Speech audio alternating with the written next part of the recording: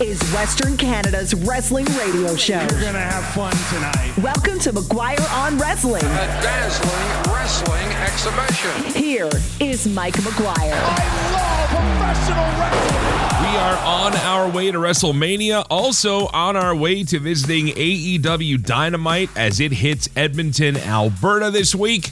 I'm Mike McGuire. Welcome to McGuire on Wrestling on the radio and online. We've got a loaded, not just day for you today, but a loaded show and a loaded week of content coming up. I'm going to get right into it here on the show today. Dave Meltzer is going to be here to give us his usual conversation, plus a special highlight from a conversation that will be going up on the Celebrate Wrestling podcast feed and YouTube page this week with David Sahadi. David is a legendary TV producer and content creator for the world of professional wrestling for WWE throughout several decades, as well as TNA Wrestling, MLW, and now working for Real American Freestyle with Eric Bischoff. His book, Backstage Pass, Tales from Beyond the Squared Circle, came out last month. I managed to give it a read, and it is awesome. I'm a big production nerd, so I had 1,000 questions for him. Far too much to fit into just the show here, so you're going to get a taste of that conversation today with the entire interview posting on the Celebrate Wrestling podcast feed later on this week. Also on the show, highlights from the week in wrestling, including a stop in Calgary, Alberta for Dungeon Wrestling, where former WWE champion Jinder Mahal, or Raj Dhesi, as he's known, the Maharaja, defended his Stu Hart Heritage Heavyweight Championship. But before that, I had a conversation with him, and he has some news about his future in the world of pro wrestling for us. There have been some big returns and a couple of surprises in the world of wrestling this week from both AEW and WWE, and we're trying to make sense of the latest pitch going into WrestleMania. And is it as bad as it seems? We hear all these stories about WrestleMania tickets and how they're trying everything they can to get people in the door and to buy seats, but looking at the numbers of it, is it really as dire a circumstance as what people are saying? We're going to talk about all that and a lot more jammed into our hour together here, but I just want to take a second and catch up with you as well. This past weekend, very busy for me. Easter weekend meant a couple of shows back to back. Like I said, Dungeon Wrestling this past Friday up in Calgary was a ton of fun with Mitch and Dimitri from the alternate commentary table as we called the action for a show called Unfinished Business 3, and those matches will be hitting YouTube in the near future. But on top of that, I came back to Lethbridge yesterday, and there was a show for Pure Power Wrestling. Posted a little bit of footage from this as well, where they received their ribbon cutting from the Lethbridge Chamber of Commerce, and even the mayor was there to do the honors. So it's kind of a neat thing to see at a pro wrestling show, and the folks at PPW actually went the extra step and made it part of their VIP ticket experience. So if you were part of the early show there, then you actually got to be a part of the ceremony. So just a neat little value add for fans, obviously, but also just kind of a neat way to celebrate pro wrestling, as we say, but in a way that is more universally reaching, right? When you hear about a ribbon cutting or a special presentation by the mayor and the local Chamber of Commerce, it's a pretty big deal. So either way, lots of cool stuff happening in the world of pro wrestling. I myself, like I said, making the trip up to Edmonton this week for AEW Dynamite and Collision. It's also my birthday week, so, happy birthday to me. But most importantly, going to be checking out the live experience once again. And remember, I was there for the first AEW visit to Toronto back in the day, and then went back again. I've done Winnipeg and shows across the prairies. So AEW always been great at letting me see firsthand what goes on at their shows, and each time has been a different experience. Some better than others, but always an interesting experience. And honestly, it's going to be kind of neat for me going back to my hometown, Edmonton. Believe it or not, after being gone so long, this will be the first time I'm in the Rogers Place Arena. Last time I went to any big arena show in Edmonton was at the old Coliseum. So looking forward to that. Going to see some old friends as well.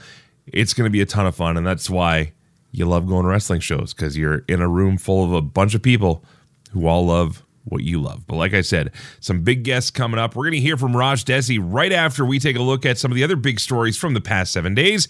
We call it the 5 count. You want to hear the breaking news? This past Monday, it was confirmed that another name being added to the playbill of WrestleMania in Las Vegas, and no surprise, or is it a surprise? There's a road to WrestleMania going on, and Hollywood is really close to Vegas. Rumor around this town is WrestleMania needs a host.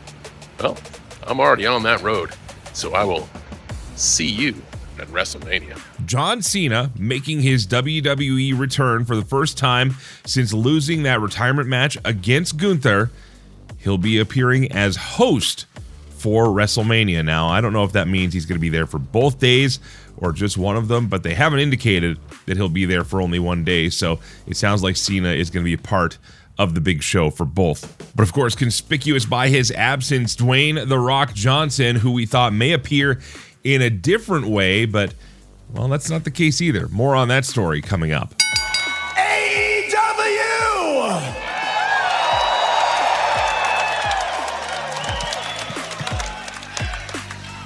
I'm home.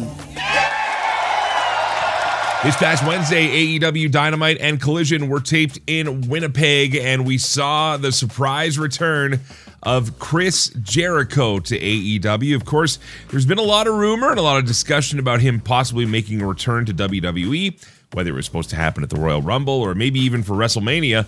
None of those, of course, happened, as his contract was reported to be frozen a while ago, which means one way or another, he would have to finish out his dates with AEW, and it sounds like the two sides have reached an agreement to at least continue for now. No details are out, and Jericho isn't saying anything yet, although he is set to appear at Dynamite in Edmonton this Wednesday. Speaking of that show, for those of you listening in Alberta on CKXU, as well as on the podcast feed, we're going to have a special interview coming up this week with a star from AEW, tentatively scheduled. Speedball Mike Bailey is going to join us this Tuesday on the podcast feed, as well as on the radio on CKXU just after 2 p.m. So make sure you're tuned in or checking out the podcast feed for more on that. Pat McAfee comes in an RKO shirt and attacks Rose. What the hell is McAfee doing? It's a move that has a lot of wrestling fans scratching their heads, and I'm sure we'll find out more as it goes on. But yes, Pat McAfee, the former commentator, and of course, he's also wrestled in NXT and WWE, even having a match at WrestleMania, for goodness sake, will be appearing on behalf of Randy Orton at WrestleMania. Seems that he was the mystery man on the phone for the longest time, despite speculation that it may have been The Rock, or maybe even John Cena, or maybe even Jelly Roll. But either way, Pat McAfee now integrated into the storyline. We got 2 weeks to see where this one goes. Well, if you remember this story, back in 2024, former WWF star Billy Jack Haynes was charged with the death of his wife after police actually had a standoff with Haynes outside of his home. After the standoff concluded, officers went in the house to find the body of his wife inside and thus charged him with murder. However, he was deemed medically unfit at the time to stand trial. Well, fast forward 2 years later, and now at the age of 72, the court has ruled that Billy Jack Haynes can and will face trial for the murder of his wife. He's also facing a civil trial, with a suit being filed by his wife's family. However, the criminal trial doesn't start until April 26th of 2027. And finally, NXT held Stand and Deliver, their April PLE this past Saturday night, and we have a new NXT champion. Dead to rights! Oh, yeah! Here's a champion dead to rights! And it's mission accomplished! Wow. Here's your winner and the new NXT champion, Tony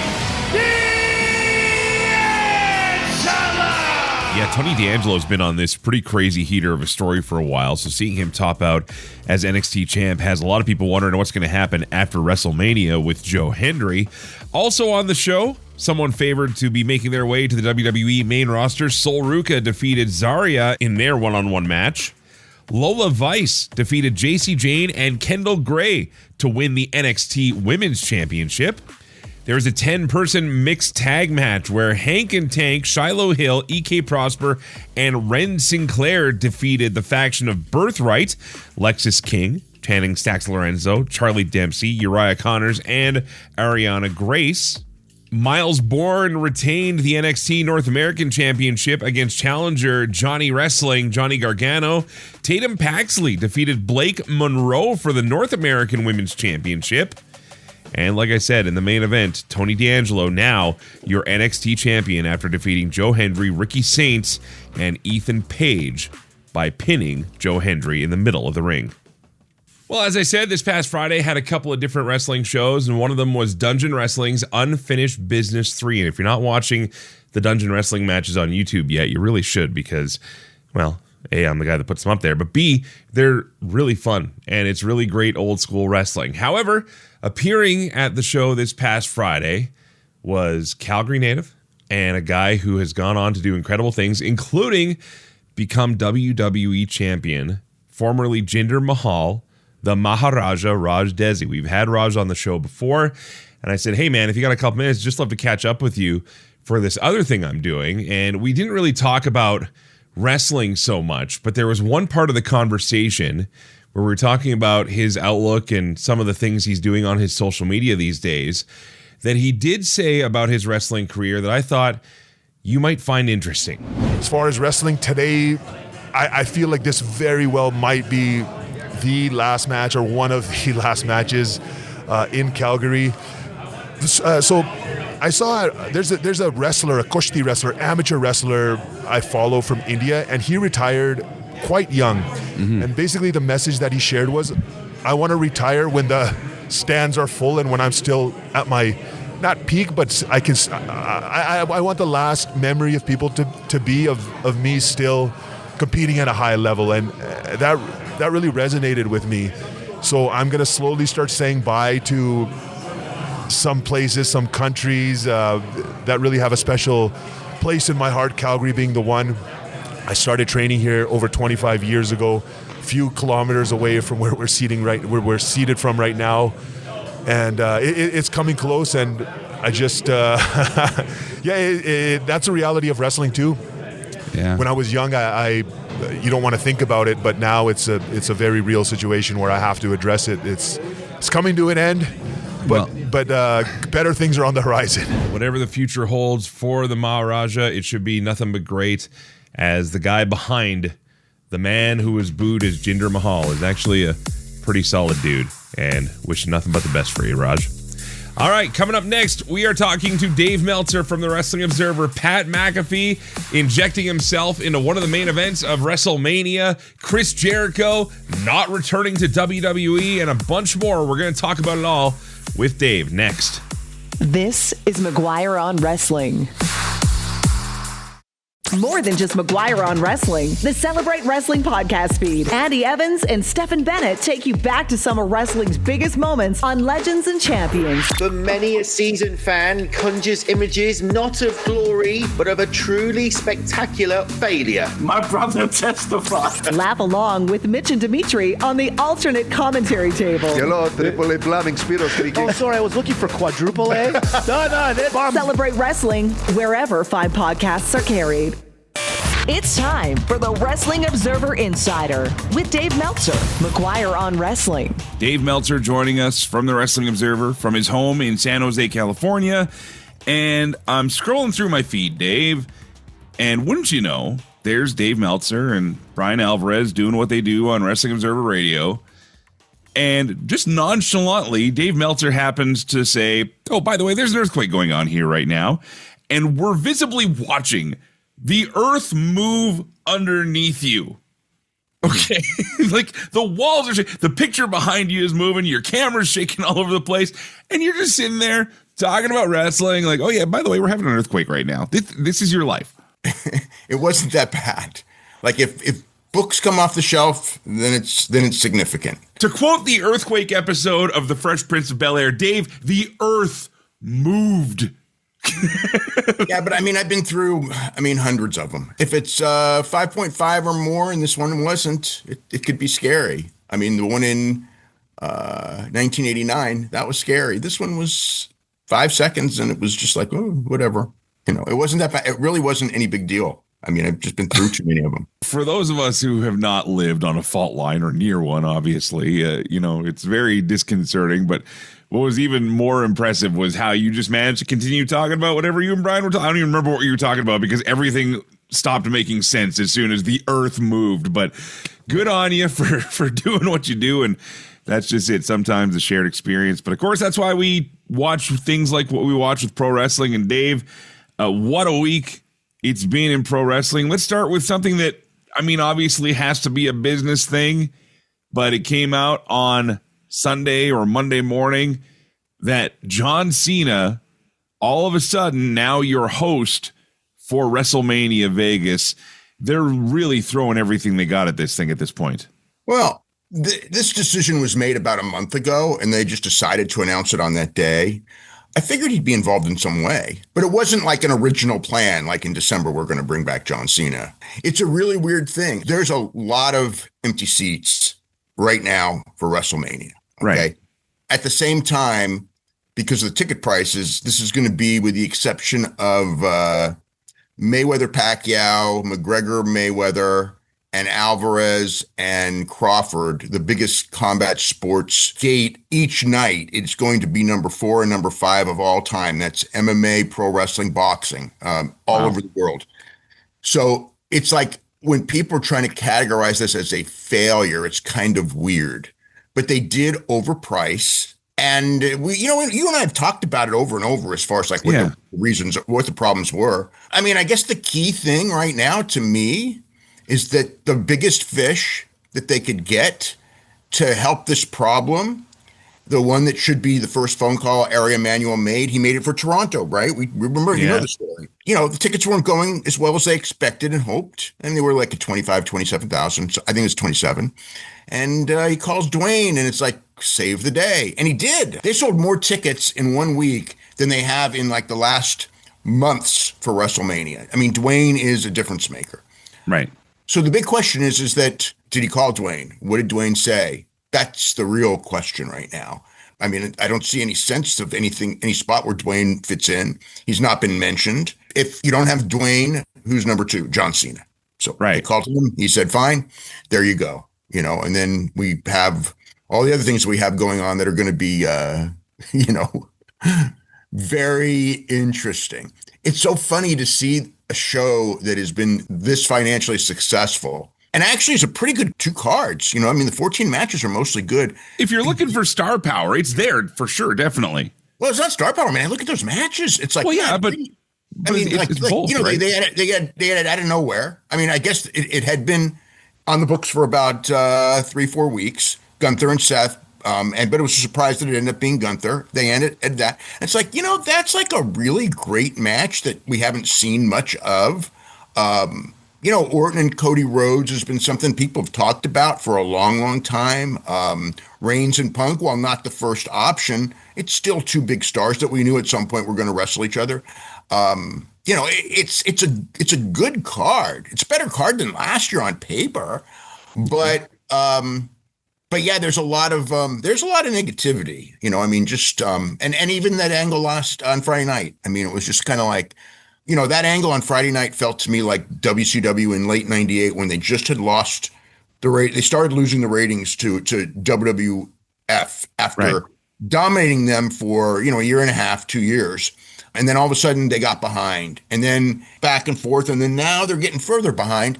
They were so used to being on top, they couldn't handle it. And I think with WWE, maybe it's the fact, it's the arrogance of whatever price we charge, we got WrestleMania and it's going to sell out. And then to face with the idea that we made a mistake, we overpriced. It's not even the people turning off the thing. They're St. Louis had a nice crowd. San Jose, every show has a good crowd. People are showing up. Yeah. I want to pause on what happened on Friday because I think we need to go back to just Raw on Monday. And you brought up another interesting point here, Gunther and Seth Rollins. Originally this was going to be the path for Braun Breaker. It seems he's still out. Yeah. They just decided that they didn't want to do Braun Breaker on a 2-week build. They thought it was too big of a match, so they're giving a match and Gunther had nothing. It's kind of like after all the push Gunther's had this year, it's kind of like, since the Cena retirement, it's kind of like we got to get him on WrestleMania. So it's a match out of nowhere, but it fit. I want to get this on record here with you, Dave, because this is my theory and this is fantasy booking time, but I want to see what you think of this, okay? There's 2 options I see coming out of this. Mm-hmm. One is Seth Rollins beats Gunther, okay? Mm-hmm. Fine. Seth gets his revenge. It is what it is. But then Seth moves on to Braun Breaker, whatever happens. Or Gunther beats Seth Rollins. They keep Gunther as strong as ever. And then he comes back a couple weeks later and says, all right, Heyman, I did you the favor. I want my favor. And that is to retire Brock Lesnar. That opens an opportunity to turn Brock face a bit because Heyman sold him out. And we're going down the line. I know you don't do a lot of fantasy booking talk here, but do either of those make sense? You can do that. I mean, the second one, they're not going to do the first one, I don't think. No, I don't think so either. No, I don't expect Gunther to lose after all what they've done for him. But the Brock thing is an interesting one because that is a match they've never done. Mm-hmm. And it is a match that's a really viable match. I mean, there was talk of doing it years ago at a WrestleMania, and they basically said, Gunther needs another year. And then, they just never got back to it. There was another year where they were going to do it, and I forgot what happened. But there were twice that the match was on paper, but it never happened. And so, before Brock retires, I would think, and if he's going to retire this year, which, a lot of people think SummerSlam Minneapolis, Gunther makes sense, right? I think what happened was Brock's name showed up in a certain lawsuit, and he wasn't available all of a sudden. So yeah, right. That was the other reason that they didn't do it. Because they were going to do that one for Mania in 2024, right? Let's go down the week a little bit here, Dave, because I do want to get to Friday, obviously. But this past Wednesday in Winnipeg, and by the way, I'll be headed to Dynamite Collision this week in Edmonton, so I'll let you know if anything cool happens there that you don't already know about. But in Winnipeg, it was bandied about, of course. I mean, it always is. You expected to see Kenny Omega come out and do something. You expected all this build towards MJF, but instead, the show starts off with what was designed, I suppose, to look like a mishap and a surprise return of Chris Jericho. Now, we've talked on this show before about the news that Jericho's contract was reportedly frozen. So the possibility of him showing up in WWE, we've talked about it before, we've speculated, but when the frozen contract news came out, we knew there had to be some sort of resolution with AEW. But have you heard anything? What can you tell us the most that you know about the Jericho situation and him being back in AEW? I actually know very little. I mean, I had heard from WWE what they wanted Jericho to do, which was a retirement thing. Right. And maybe that's not what Jericho wanted. And maybe he couldn't get out in time for WrestleMania this year anyway, because of the freezing of the contract and everything. I don't know how long it was going to be frozen because all the time he was out during the last contract between injuries and sabbaticals is off now. Now, there was a point where I believe he said, I can come back, and Tony didn't bring him back because I think Tony's thing is that if you're going to go to WWE, I don't want to put you on my TV anymore. Right. So I think that's one of the reasons why for a while there, he just wasn't around. And I think at some point, maybe AEW offered him more money. Maybe AEW just offered him more longevity, better storyline ideas, whatever it was. And it's just like, why not? And maybe he didn't have WWE didn't offer him something that's appetizing. I would say would probably be your best answer to what it is. I had expected it. It was the day where there were the rumors about Winnipeg started, and at the same time there were rumors about maybe Jericho is going to be at WrestleMania against Gunther because nobody had a match with Gunther pegged in at that point. Right. You just asked somebody, I go in WWE, and it was just like. All it was Chris Jericho is not coming now, and he may never come. So I saw, okay, knowing Chris Jericho, when I saw that, it's like he's coming back. And then it's like, well, if he's going to come back, where is he going to come back? And it's like Winnipeg this Wednesday. Makes all the sense in the world. So that's what they did. It was the right place to do it. It was weird. It's like he got a very good reaction. Okay. Yeah, I know where you're going with this, and this is exactly what I want to ask you. Was it a very good reaction? It was very good, but it wasn't great. Because I heard from people that were there, and I got video from a guy that was there. What did he say? Well, he even said that, like, he had a great time at the show. I mean, my people, we like watching wrestling, but it was a lot of great wrestling. I heard from a couple people though, but even on the video that he sent, like, and this is real life in the stands, and he was in a good spot where, sonically it should have picked up, but I don't know. The pop just didn't seem to be there. I don't know if people thought because it was April Fool's, they might have been duped and didn't want to look, didn't want to look stupid, because we've had that before. I always keep thinking back to, like, fake Razor and Diesel pop, right? Where, somebody comes out and you're expecting the best, or even when they used to pull the old Rip with Brett, right? Where they'd play his music out of nowhere there and be like, gotcha. And maybe that was the reaction, but I don't know. It just seemed that even once he got out there, it was just kind of, the reaction once the music stopped was good. It was good. But I don't know if it was a miking issue or what. But even then, like I said, the video that I got was pretty accurate to what we saw on TV. Okay, so if it's not a miking issue, the thing is that's the crowd, because the other thing is like Kenny Omega came out also from Winnipeg. I was disappointed in that pop too, and then Ospreay comes out, and I'm disappointed in that pop. So it's kind of like, I think it may just have been that crowd wasn't popping big for whatever reason. Because you would think, even if the Jericho thing isn't big for whatever reason, there's no reason Kenny Omega's pop shouldn't have been through the roof, and it wasn't. And Kenny Omega is going for the title on the pay-per-view. He's from Winnipeg. And Kenny's got to the point where he's now kind of living legend, you know what I mean? Coming back to his hometown. And even in the matches, it was like, during the matches, I always thought the matches were better than the crowd reaction to the matches. I thought it was a tough crowd, not Fresno bad. Fresno was bad, but not compared to like the, most of the AEW shows of late where the crowd's been really, really good. We got to wait and see what happens in the other cities. If Edmonton's a good crowd, I expect he'll do well there, just because he's kind of got that Western Canadian thing to him, even though he's from Winnipeg. Oh, he's always been over in Alberta, and that's going to be my litmus test, so I'll be able to tell you firsthand. Yeah. Alberta should be good, but to me, it's like once they get out of Canada, what's the reaction? And I don't know. It's like the whole reason why I think he was gone for so long was because the crowd was not hot for him. They were booing him, whatever the reasons are. The reality is the crowd, that was one of the reasons why, like, again, when the argument was, or whatever the debate was, like, where should you go? I always said WWE, because I just thought that, like, the AEW fans, for whatever reason, they've just decided that they don't want him, and you can't force feed that fan base. You can't force feed any fan base. No. And it's kind of like it's not deserved. I could say Tony Khan's idea is that it's not deserved and it's unfair as far as that goes. But what's not deserved? The idea of the crowd not reacting to Jericho for the reasons that he perceives. At the end of the day, the fans decide. No matter what you want to say, no matter who you are, you can only force feed them to a certain point. And the other thing is I think some people are kind of like, AEW is actually showing a lot of momentum. Last pay-per-view did great. The TV ratings are the highest they've been in years as far as total viewers, not necessarily 1849, but everything is looking good for AEW business-wise. And then all of a sudden, Adam Copeland, Chris Jericho, right, Christian Cage, Shelton Benjamin, Bobby Lashley.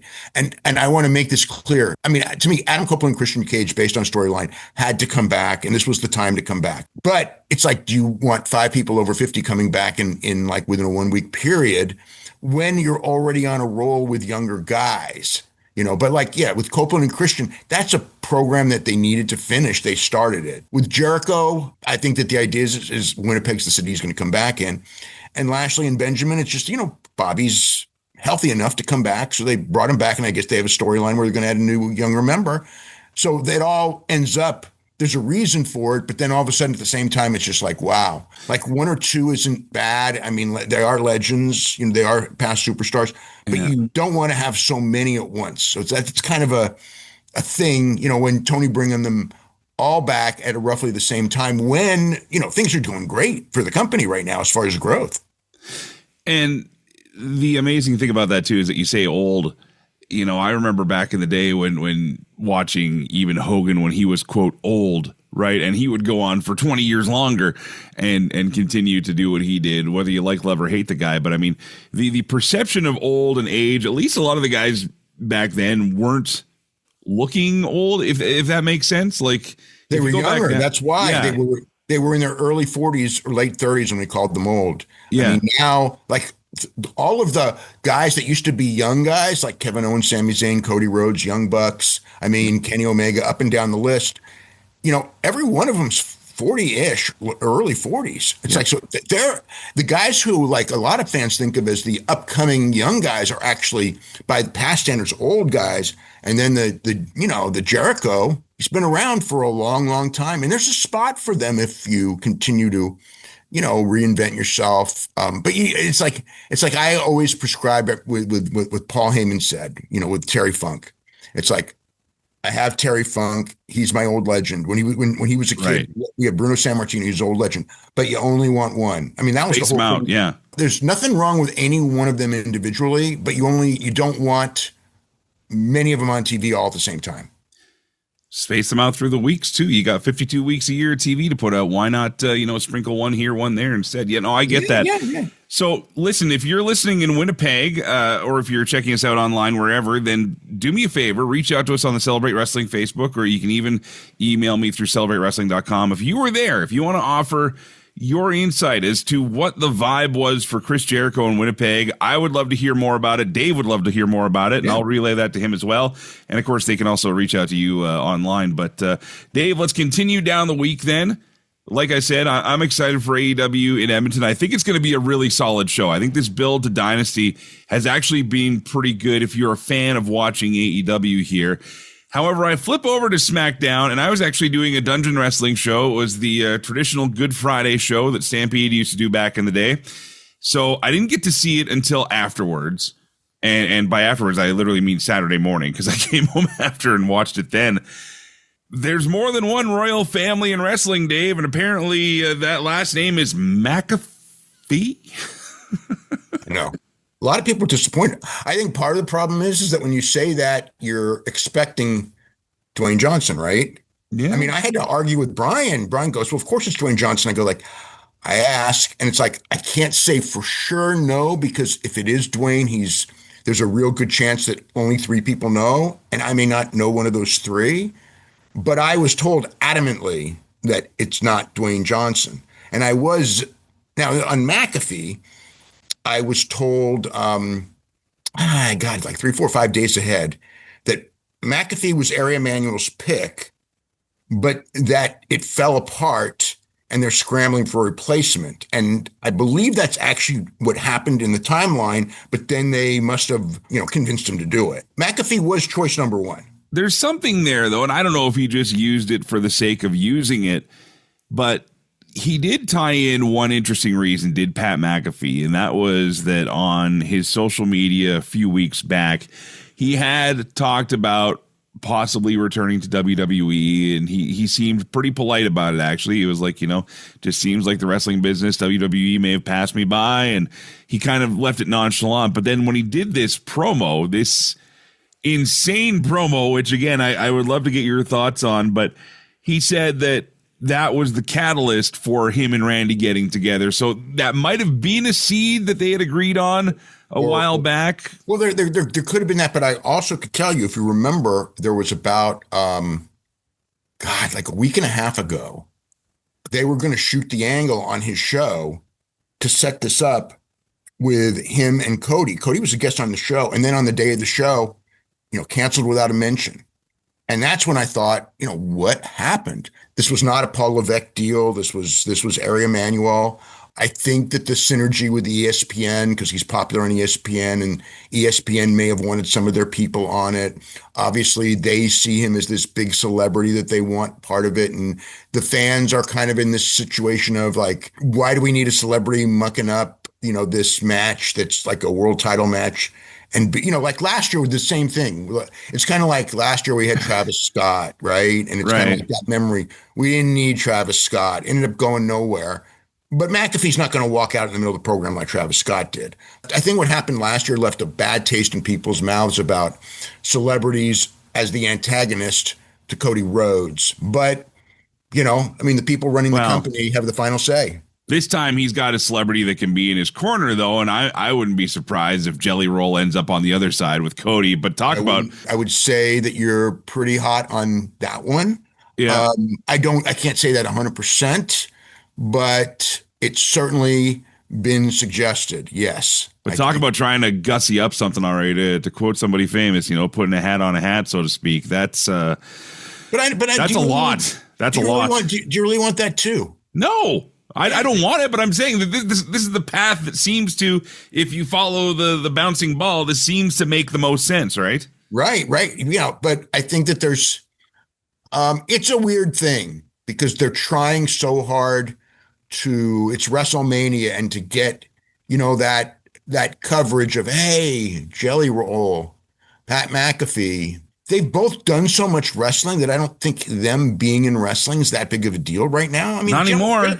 Jelly Roll's been on how many straight weeks, and it really wasn't like he had a match. He had a match last week, and it's not like the rating popped. I mean, it was a good number, right. But it was demo wise a little higher than they did the week before, and then viewer wise it was down from most of the previous weeks. So it was normal. It was basically normal. When I saw that number, it's like, okay, Jelly Roll didn't hurt and Jelly Roll didn't help. And it's like the idea of a celebrity is he helps. If he doesn't help, you don't need to pay big money for a celebrity to keep business even. I don't think. We're talking to Dave Meltzer from the Wrestling Observer, WrestlingObserver.com. This is McGuire on Wrestling. Well, there's some interesting scuttlebutt coming out of this. I think now they're trying to work us into a shoot on this one, but there's some feedback coming out of that SmackDown episode as well, that Cody's follow-up promo, where he used the words that having Pat McAfee turn out to be the mystery man would be like having the NWO reveal that Disco Inferno was the third guy and not Hulk Hogan. I've seen some stuff online where people are saying, "Oh, that's Cody shooting. Cody's mad. He's really ticked at TKO." I mean, it may have been his line, but Cody Rhodes is not. Nobody is. Punk didn't shoot on when he did his promo either. I think the idea is we're going to try to do the Punk thing again. The idea of burying McAfee as the guy obviously was part of the idea of the story they're trying to tell. There was a lot of things in there. I mean, the story of our creative is bad. We haven't sold out WrestleMania. Our TV ratings are bad. I think that's lousy creative to tell people that, whether it's true, and it isn't true, among other things. But even if it was true, that's Eric Bischoff, late 90s. We're going to come back on these guys. And it's like, you're on your own TV show. You shouldn't be in a war. On your own TV show, you should be promoting your own product, not telling people, yeah, we were ahead and now we're behind. The last thing you should ever say is the lowest rated SmackDown of all time when you're on SmackDown. I mean, the FS1 ones were the lowest of all time, and those were a couple of years ago. Right. But the lowest rated on USA would have been, during football season. Sure. Yeah. It's months ago now. We're in April. Talking about football season. It hasn't, the ratings have been good, for the most part. I mean, I wouldn't call them great, but, TV's different anyway. Nothing's great. And we've done the ratings discussion to death. Nothing's great anymore. And if it is, it's probably a scam. But a very interesting approach. I don't know what kicking yourself in the misters does to get fans interested in watching your show more. Like I'll be honest, I've worked for companies in the past where you're the top rated station, and then I've worked for ones where you're literally fighting from the bottom. Never in my life, no matter how bad things may have gotten, have I ever said, oh geez, God, we wish more people were listening to this. And we're sure embarrassed that nobody is. That to me, there's no universal appeal to that is all. There's no rallying cry behind that. It should always be acknowledging the successes, even if your gimmick is Randy Orton is here. Why is this happening when Randy Orton is here? You have Randy Orton here. Yeah, here's the other one. He's out there glorifying the Attitude Era. And it's like, I know people's timelines, because it's so long ago. Randy Orton was not a part of the Attitude Era. He came many years later. Yep. So it's like we needed like Randy Orton. And it's like Randy Orton came during the bad period. That was 2005 to 2000, whatever. I mean, those were not great years for wrestling. I mean, wrestling was really hot till 2001, maybe 2002, and then it came back with the Sami Zayn bloodline thing. Yep. Between that wasn't good. And since then, it's been great. People like that glorified the John Cena years. And it's like John Cena carried them and he was a great draw. But if you look at the numbers, I mean, what Cody Rhodes and Roman Reigns did in the last few years, John Cena never had a year like that until 2025, which he did. And then he did have a year like that. But they, set the table with the bloodline thing. And Cody, Cody's quest for the championship, that was more successful than any of the John Cena, Randy Orton stuff ever. If you're going to tell people that you suck, it's like, we used to suck and we're doing pretty damn great now. And all you people who say we suck, we're actually doing pretty damn great. I don't understand. And as a business, they've never been more successful. And talking about the fact that tickets are still available. I get trying to sell tickets, but my God, what an awful message. Well, the way he said it, but here's the thing. At 2 weeks out, there were always tickets available for WrestleMania, except during the hottest of hottest years. Right. Last year, there were still 10,000 out at this point. This year is the most disappointing ticket sales for WrestleMania, but that's because of the price.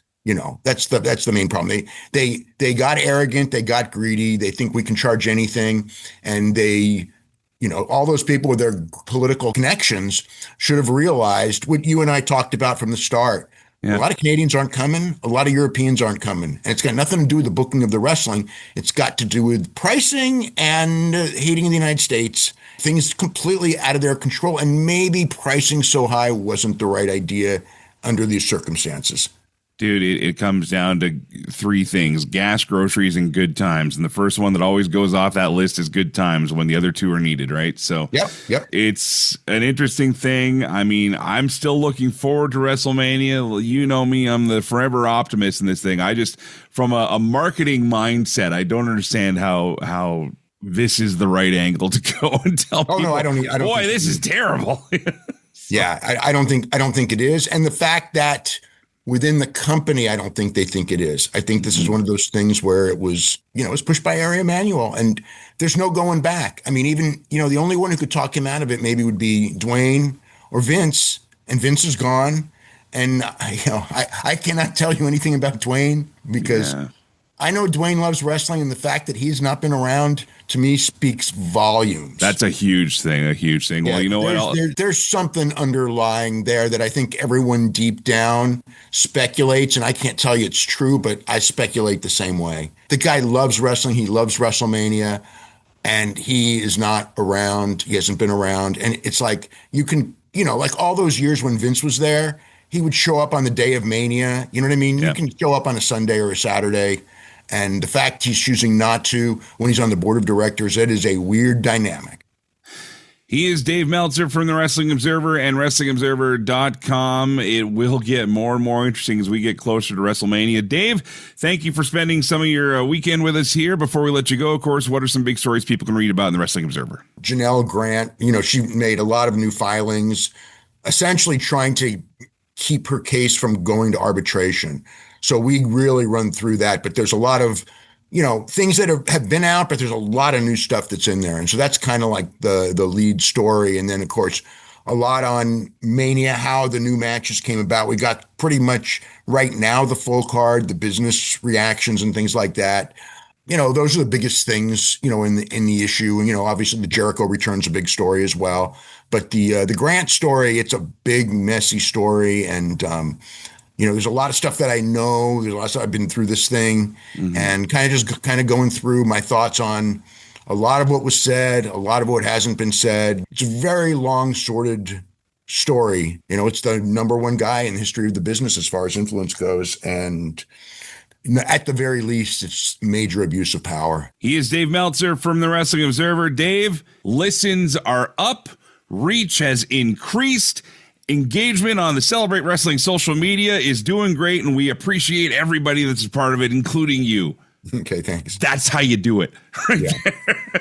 Dave, thanks a lot. We'll talk to you next week. Okay, have a great week. Still to come on the show, part of a conversation that'll be coming to the Celebrate Wrestling podcast feed this week. Producer, director, and one of the most creative and influential forces in pro wrestling in the last several decades, David Sahadi, is on the way. This is McGuire on Wrestling.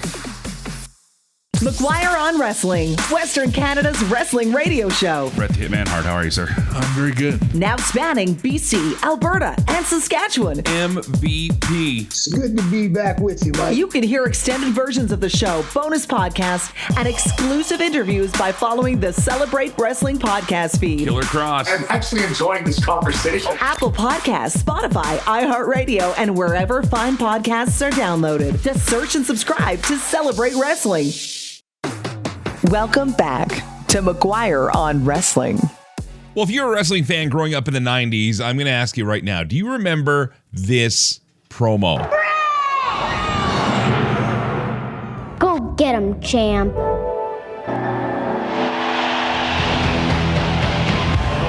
Wow. Joining me for a special hour and change long conversation on the Celebrate Wrestling podcast feed this week is the man behind that and several decades of professional wrestling production, promos, commercials, intros. He went from WWE eventually to TNA, then to MLW, and now working with Real American Freestyle and Eric Bischoff. David Sahadi has been the creative juggernaut behind so many of the videos and segments that we remember throughout our years as wrestling fans. His new book, Backstage Pass, Tales from Beyond the Squared Circle, came out a few weeks ago through ECW Press.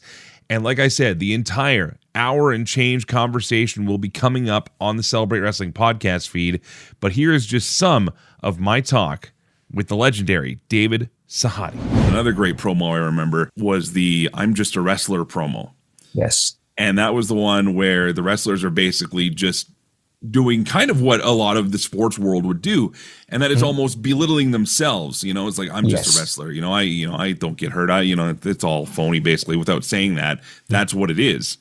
And you guys have that come together just to be followed by one with the legends and the Echoes cheering my name. This is a spot that you said that Vince was shown the spot and Shane McMahon said to you, you got him. Yeah. Okay. And when you were showing these pitches to people, the idea is that the I'm Just a Wrestler one was to showcase the young, virile athletes of today. Yeah. And there was a lot of talk that, they're going to hate the I'm Just not the I'm Just a Wrestler, but the legends of the past one, because it's all the old guys and we're trying to get rid of that mentality. You finally get to screen this thing to Vince. You make him cry. You make him cry and show emotion. Like, he leaves the room. He has to. And you talk about how he's like sobbing uncontrollably afterwards after watching this. And Shane says, you got him. My question is, how often did Vince show emotion like that in not just your work, but any work people brought to him? He showed a lot of anger most times and a lot of just like displeasure. The first spot you mentioned, the attitude spot, where I know you think I'm not really an athlete, I'm just a wrestler. That was my way of legitimizing these guys as real athletes and making it real. And Vince heard the concept of that spot and he didn't like it. And Kevin Dunn turned me when Vince left and said, do it anyway. So to me, the legend spot that you referenced was a sequel to that spot. It was, a passing the torch from the old guard to the young guard. And, by this point, I had such great creative freedom, and I want to thank Vince for that, that I can do spots on my own. But Vince found out that I was in Albany, New York with, 5 legendary old timers. And he called Kevin Dunn angrily and said, what the hell is Sahadi doing there? And Kevin does, I don't know, but it better be good. So Vincent liked the concept at all of the legend spot. He came down there to see that. And when he's saying, oh my God, geez, and he left the room before the finish, I said to Shane, what's it mean? And he goes, you got him. And I kid you not, but I walk outside and there Vince is sitting in a suit on the floor, concrete floor, crying emotionally. Thank you so much.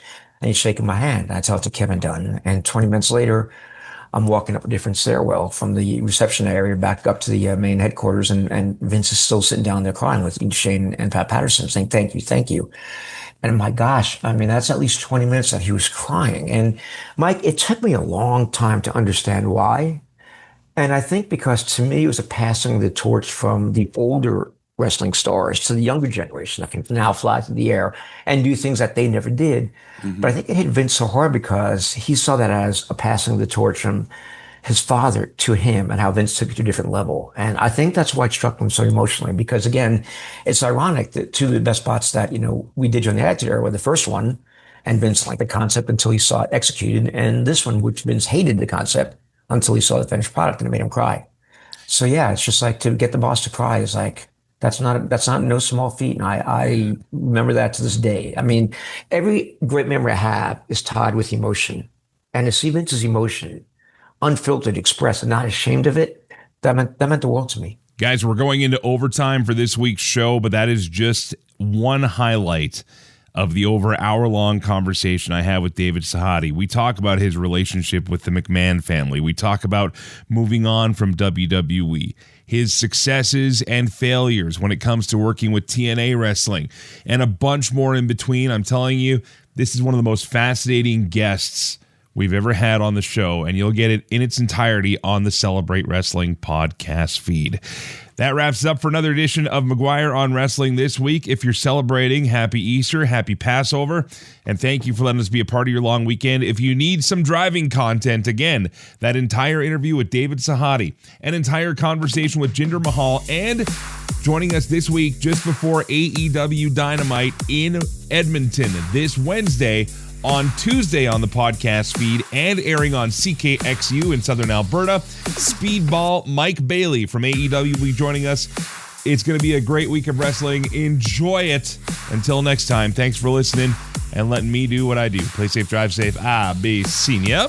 McGuire on Wrestling, online and on the radio. You can hear extended versions of the show, bonus podcasts, and exclusive interviews. Just search and subscribe to Celebrate Wrestling. Always free, always about wrestling. CelebrateWrestling.com.